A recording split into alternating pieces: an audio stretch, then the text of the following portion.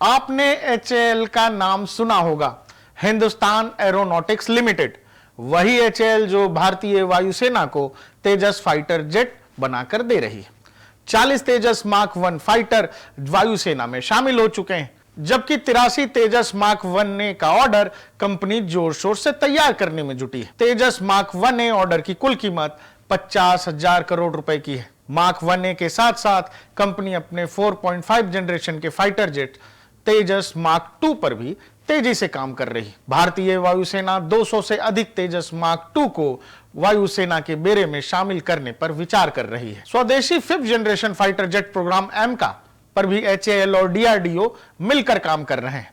इसका मतलब यह भी है कि आने वाले समय में भारतीय वायुसेना पूर्णतः स्वदेशी फाइटर जेट्स का ही अपने बेड़े में इस्तेमाल करेगी। आप सोच रहे होंगे हम आपको एचएएल के बारे में क्यों बता रहे हैं। हम एचएएल की कहानी आपको इसलिए बता रहे हैं क्योंकि 2013 से अब तक एचएएल के शेयर्स की कीमत 300% से अधिक तक बढ़ गई है। कंपनी को दुनिया के देशों से फाइटर जेट से लेकर अटैक हेलीकॉप्टर्स तक के ऑर्डर मिलने लगे हैं।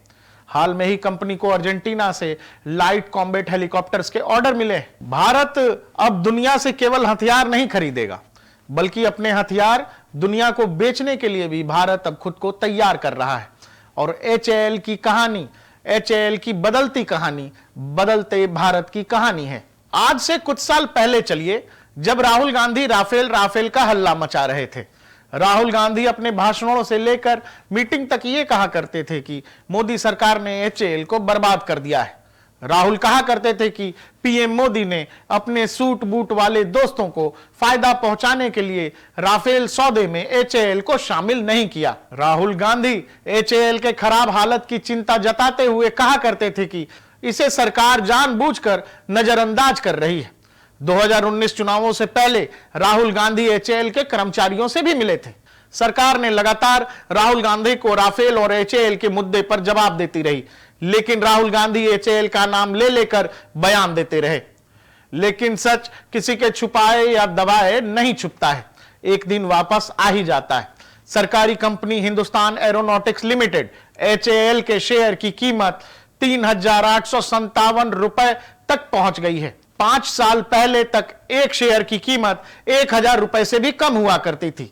5 सालों में शेयरों की कीमत में करीब 5 गुना वृद्धि हुई है। अब सवाल है कि केंद्र की सरकार ने इस सरकारी कंपनी को बर्बाद कर दिया था, तो यह कंपनी आज करीब 1.5 लाख करोड़ की कैसे हो गई है। 5 साल में एचएएल की कामयाबी इसलिए भी अहम है क्योंकि यह लगातार विपक्ष के निशाने पर रहा है।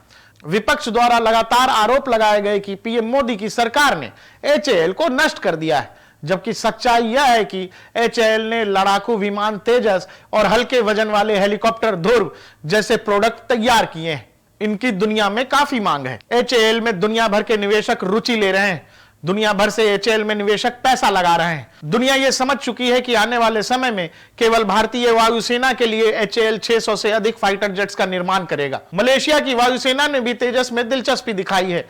दुनिया के कई बड़े देश तेजस खरीदना चाहते हैं। पीएम मोदी के हालिया अमेरिकी दौरे में अमेरिकी कंपनी बोइंग और एचएएल के बीच GE F414 fighter jet engine को लेकर डील फाइनल हुई है। यह इंजन तेजस मार्क 1 और तेजस मार्क 2 में इस्तेमाल होने वाले हैं। अब सवाल है कि एचएएल को लेकर जो सरकार इतनी सजग है, तो भ्रम क्यों फैलाया गया था। जो कंपनी 5 साल में 300% तक का रिटर्न दे रही है, उसको सरकार बर्बाद कर रही थी।